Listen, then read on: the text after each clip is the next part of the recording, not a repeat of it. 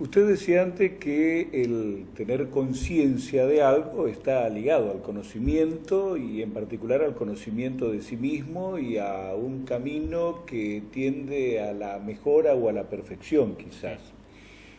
Eso puede dar lugar que en un desarrollo desigual de los espíritus y de las vidas de reencarnación que viven, alguien que pertenece a nuestro mundo, al mundo de los vivos, y que de acuerdo a la visión que ustedes tienen, posee un espíritu o está habitado por un espíritu, comience a tener conciencia de sus vidas pasadas, o quienes se atribuyen roles anteriores son siempre casos de charlatanería.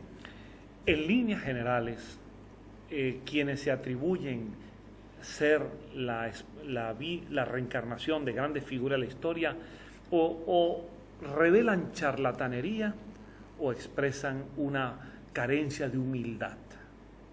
El espiritismo, que es una invitación a la humildad bien entendida, no al fingimiento ni a la hipocresía, sino a la humildad, nos invita a que nos miremos a nosotros mismos en nuestras imperfecciones para darnos cuenta que no habiendo saltos, no es posible que pretendamos haber sido grandes figuras. De modo que la invitación espírita es a ello. Ahora, existen caminos, incluso experimentales, para el descubrimiento de nuestras vidas anteriores.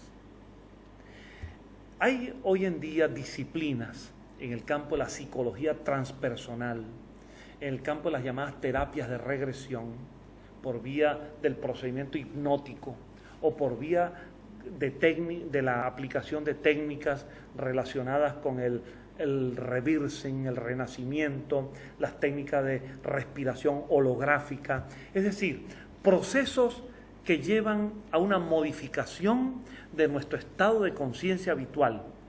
Y de esa manera, abriendo la conciencia, se puede acceder momentáneamente y a veces en forma fragmentaria, a veces en forma más completa, a informaciones que están alojadas en un plano inconsciente, porque no son conscientes. Claro. Ese inconsciente no es otra cosa que un banco de datos del espíritu, es una memoria espiritual.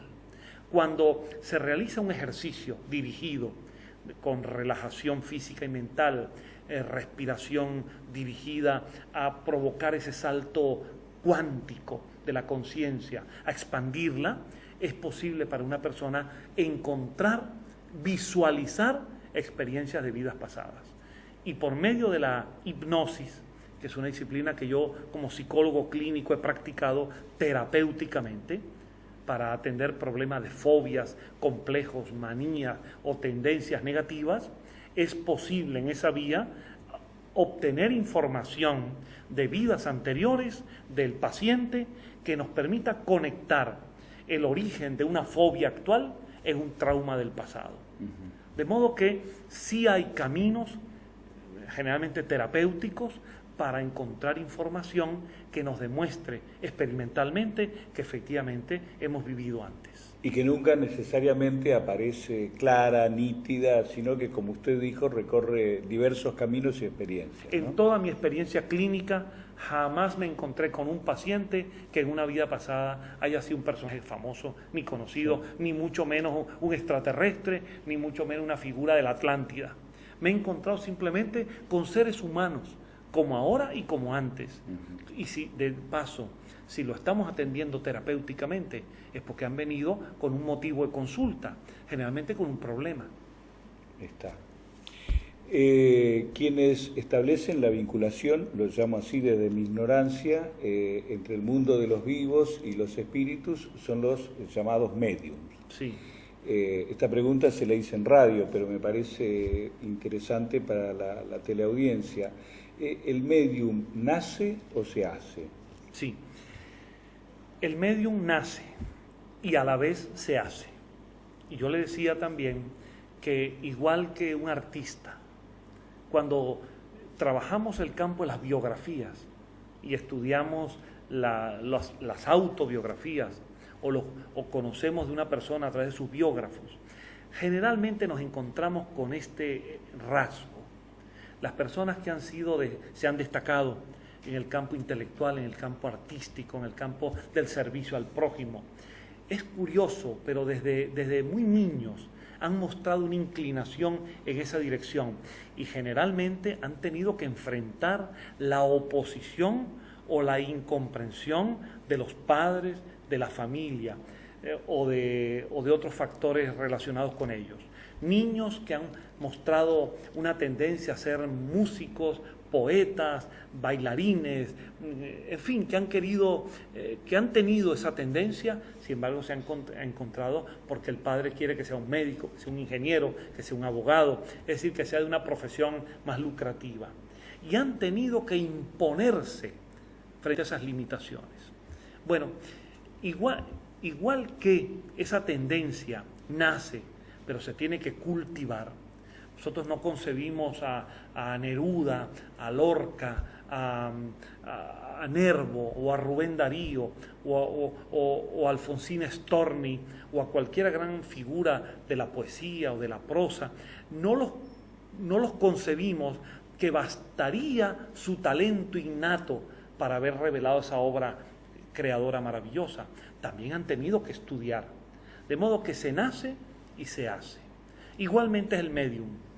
El medium nace con esa disposición de sensibilidad que le permite captar mensajes, ideas transmitidas desde el otro plano espiritual.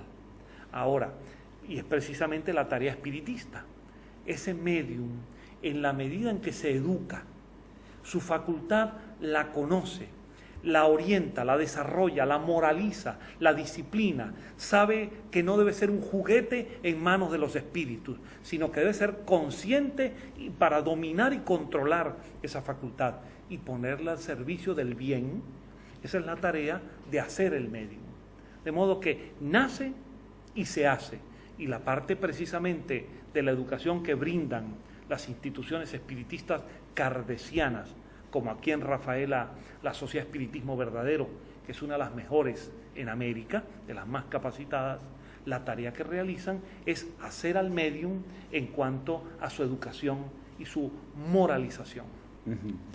Y esto abre un panorama que nos da a entender que pueden existir mediums fuera de los marcos del espiritismo. Muchísimo. Yo diría que la inmensa mayoría de los mediums, de las personas que son mediums en el mundo, están fuera del movimiento espiritista, la gran mayoría, porque ser medium no implica ser espiritista.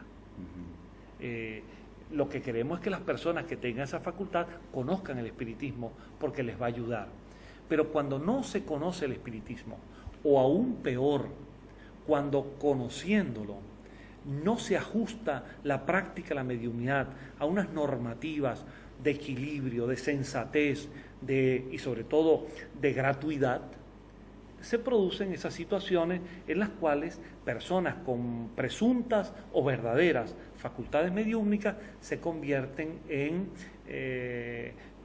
profesionales de la mediunidad que ofrecen salud, amor, dinero, que ofrecen mágicamente tener un teléfono para conectarse con el más allá, incurren muchas veces entre verdades y mentiras en charlatanerías, o aún peor, cuando son incluidos en contextos como los del vudú o la hechicería.